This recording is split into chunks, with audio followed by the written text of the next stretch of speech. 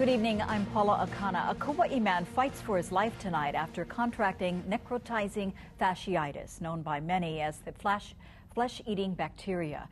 And now the health department is looking into the possibility that a second case may have turned up on Kauai. 49-year-old John Stem underwent surgery today at Straub Hospital after a necrotizing fasciitis had spread from his abdomen into his chest and under his arm.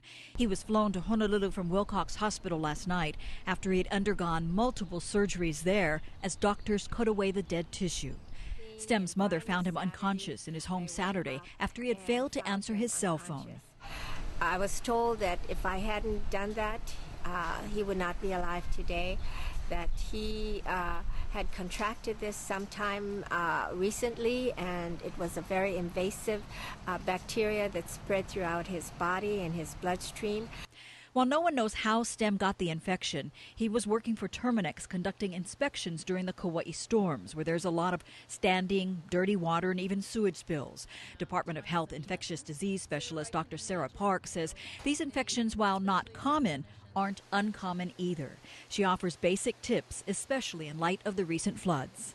You know, if you have to be in sort of dirty conditions, you know, doing cleanup, say, or things like that, make sure they're really protected, well protected. And when you get out, you know, wash them down really well and keep an eye on them.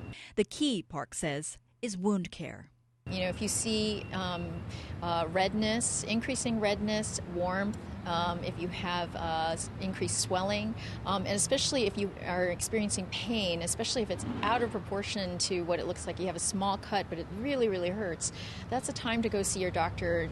John Stem remains at Straub. Once they've won the battle over the bacteria, he will need reconstructive surgery and rehabilitation. Now, the state health department says they have heard about the possibility, just the possibility of a second case, but they have not been able to confirm it yet.